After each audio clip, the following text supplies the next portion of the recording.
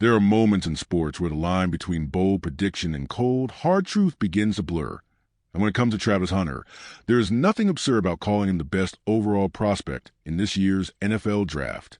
Not just because of his jaw-dropping athleticism or his rare ability to dominate both sides of the ball, but because his impact on the field is already echoing through NFL front offices. Travis Hunter is not just a dual-position player. He is a generational athlete. His blend of body control, explosiveness, elite hand-eye coordination, and innate football IQ presents a package rarely seen at any level of the game. When you watch Hunter in motion, his balance, his burst, his ability to read and react in real time, you quickly realize you're not looking at a prospect. You're looking at a problem for every opponent he'll face on Sundays. Whether lined up at wide receiver or locking down top targets at cornerback, Hunter possesses the traits of a day-one game-changer. In an era of the NFL that values versatility and immediate impact, few prospects embody that combination the way Hunter does. Teams don't just see a player, they see a pillar, someone around whom an entire franchise philosophy can be built. Potential Rookie of the Year? Absolutely. A foundational piece capable of shifting the trajectory of an organization? Without a doubt. Hunter isn't just in the draft. He's about to redefine its expectations.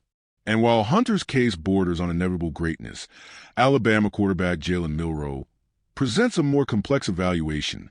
The question posed, could Milroe sneak into the first round? Might sound bold, but it taps into a deeper truth about today's quarterback market.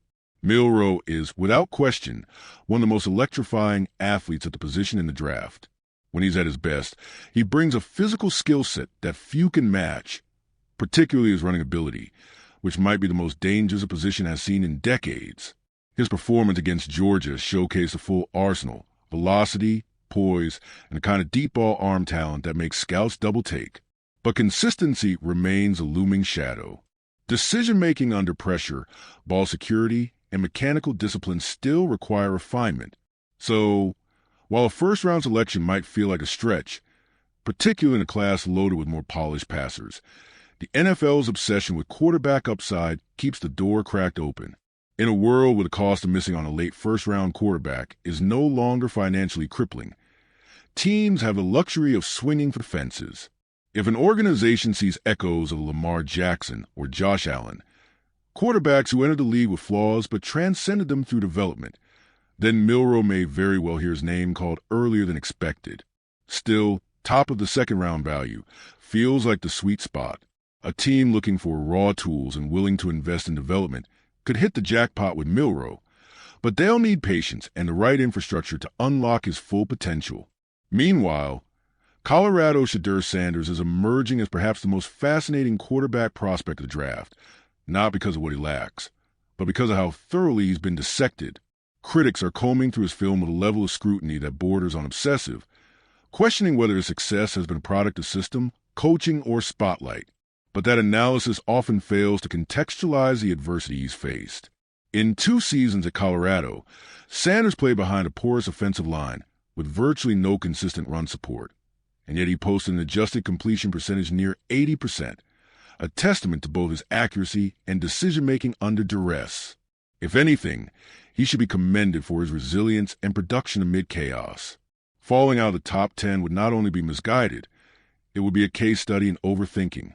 Sanders has shown elite pocket presence, anticipation, and the kind of leadership that elevates entire programs, as he did at both Jackson State and Colorado. The marriage between Sanders and a franchise like the New Orleans Saints at the 9th overall pick isn't just logical, it's poetic. Kellen Moore, recently added to the Saints coaching staff, has a history of developing quarterbacks with diverse skill sets, from Dak Prescott to Jalen Hurts. That collaborative approach, paired with Sanders' cerebral approach to game and desire for input, could be the ideal match. Fit will be everything for Sanders.